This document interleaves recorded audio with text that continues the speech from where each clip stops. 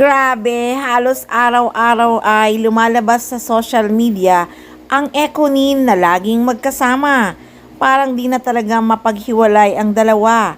Wala namang pictorial, wala namang project pero halos di na bumibitaw sa isa't isa. Hays, nakakainggit na talaga. Pati nga si Karen Davila at Agot Isidro kinilig talaga sa Econin.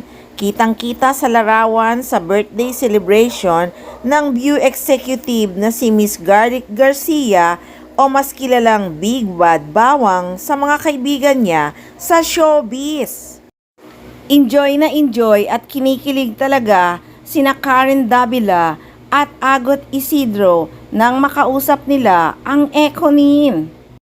Pati nga si Miss Garlic Garcia hindi mapigilang kiligin talaga sa Econin. At ang ngiti nga ni Janine Gutierrez habang kausap si Karen Davila at si Agot Isidro ay talaga namang ngiting tagumpay ang actress. Nako, hindi ka ba naman kikiligin na talagang ipinagmamalaki ka ng boyfriend mo sa SOCMED? Sa bagay, simula naman nung nag-all out ang Econin ay parang mag-asawa na talaga ang galawan nila. Pansin na yan ng mga fans.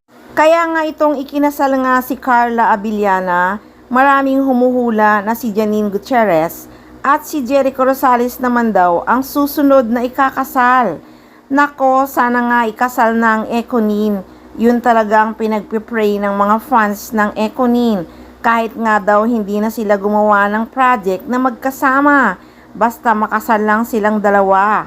Lagi lang talagang yan talaga ang mga kuro-kuro ng mga kinikiliting mga isip ng mga fans na sina Janine Gutierrez na at si Jericho Rosales ang susunod na ikakasal. Sa mga post kasi naman nila sa social media at sa galawan nila, parang wala na talagang iwanan ang Econin. Sabi nga ni Eco, ano pa nga bang dapat ipaliwanag? What you see is what you get. Gagawin din daw talaga nilang dalawa ang the best para maging strong pa ang kanilang relasyon. Sa totoo lang talaga, sobrang lalim na at sobrang matatag na talaga ang relasyon ni Jericho Rosales at Janine Gutierrez.